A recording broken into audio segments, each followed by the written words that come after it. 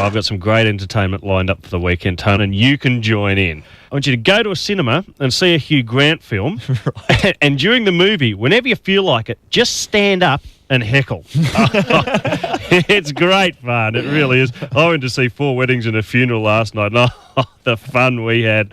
I'd wait till a really poignant bit, and then at the top of my voice, I'd just stand up and say something like, "Sorry, Hugh, didn't recognise you with your pants on."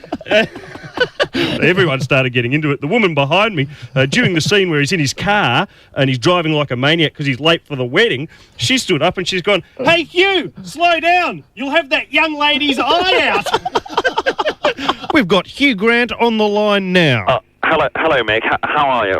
Obviously, one is delighted and thrilled to be a part of your marvellous, lovely and ravishing radio programme. It is splendid, absolutely quite wonderful and enchanting. What exactly is the story? Well, obviously one has been revealed to be something of a sleazebag and not quite as lovely and splendid and fluffy and wavy-haired and boyish as everyone had been led to believe. But you're dating the world's most famous set of fun bags at the moment. Yeah. Why do you need to pick up hookers at 3 in the morning? Well, in all fairness, Mick, one does feel that there has been something of a misunderstanding. I mean, on the night in question, I was simply driving my car, rather lovely and delightful and ravishing Ford Fiesta, down the Sunset Strip.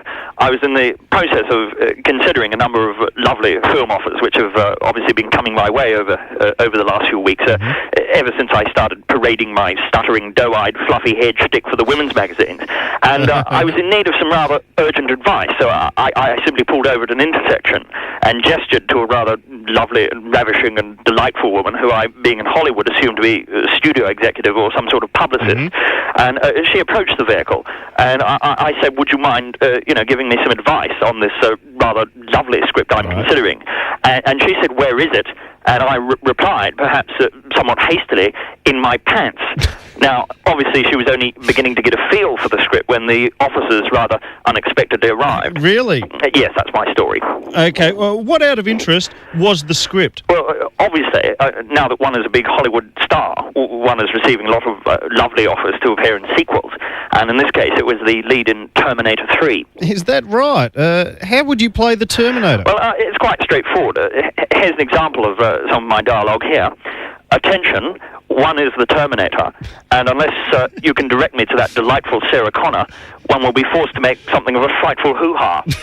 Right, that's very convincing. Thanks, Finally, Hugh, how will this scandal affect the release of your new film, The Englishman Who Went Up a Hill and Came Down a Mountain? Well, we have had to retitle the film, The Englishman Who Went Up a Dark Street and Came Almost Immediately.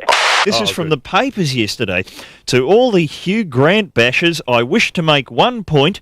Men who enjoy the finest of home cooking never have to eat at restaurants. No, and I'm sure Hugh does enjoy some very fine home cooking, but obviously with the kitchen shut, he has to go to the drive-thru.